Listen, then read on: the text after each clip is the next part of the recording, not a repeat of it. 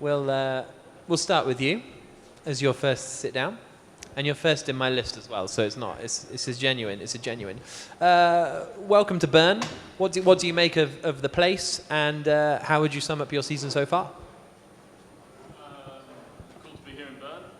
The track walk was pretty interesting, and certainly looking forward to getting out on track. There's so much elevation, and it looks like a demanding track for us drivers to just complete laps here. So yeah, that should be fun. Season so far has been equally challenging, like this track at times, but very nice to get our first double point score for the team back in Berlin, and hopefully continue that. We mentioned in the team principals press conference it was World Environment Day on June the 5th, and we know you're a big advocate of changing your habits to make an impact. So can you talk us a little bit about what you do personally and how that works hand in hand with Formula E? Everything. You do everything? No, as in you want me to go through everything that I do? Well, maybe not, maybe just the headlines. It might be a while. Yeah. I mean, yeah, I drove an electric car for the last 6-7 years. I put solar panels on my house.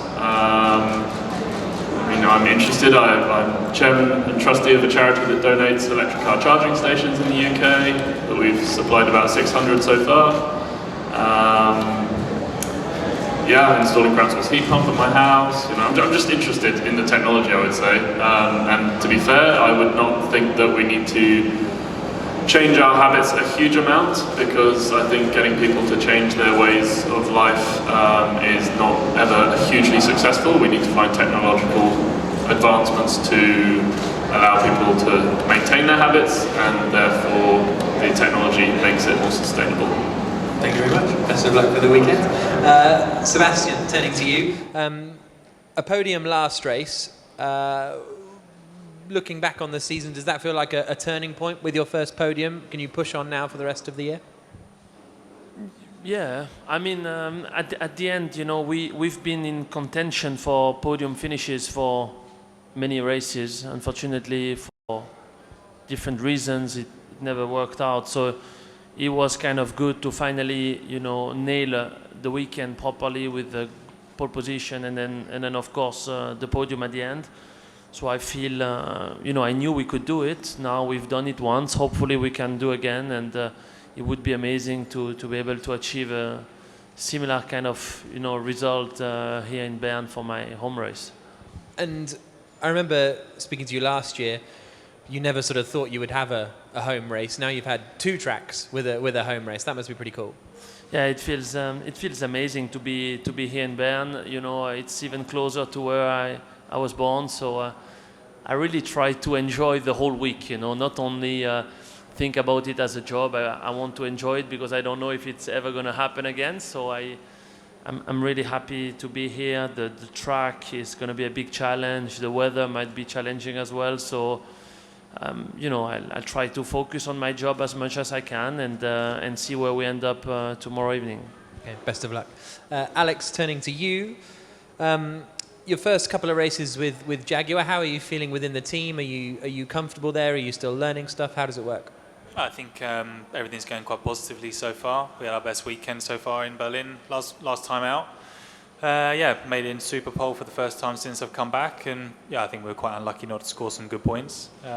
Car's working really well, so I think new track for everyone. Hopefully, if we can carry on the same form we've had the last few races, then maybe we can get a good result. You're not in championship contention, obviously, having only done a couple of races. Does that change your mindset coming towards the end of a season, or not really? I think everyone's out there pushing 110%. I think in this championship you don't really get much from driving at 99%, to be honest. So from that side, I think everyone's in a pretty similar position. Thank you very much. Yeah. And Edoardo, turning to you finally. Another home race for you. How have preparations been for this one? The preparation, pretty much like usual. We've done quite a lot of simulator. Obviously, it's quite difficult to prepare yourself for this weekend because nobody has ever driven here. But in general, I see it as a good event. I'm living 100 kilometers from here, so I will have quite a lot of family and friends coming, so that's great. Cool. How different is it to the simulator? We will find out, I guess, like after shakedown or free practice. At the moment, I cannot tell you really. Obviously, they try to model the track as good as they can, but obviously, when you've never driven, really, you know, you're basing yourself on. It's difficult to. You're basing yourself on laser scanning and on the surface or these kind of things, and we should firstly test and run on the track before. Okay, and finally, a word on the season 6 calendar for next year. What do you make of it? Well, nothing much. I see some clashes with the WEC.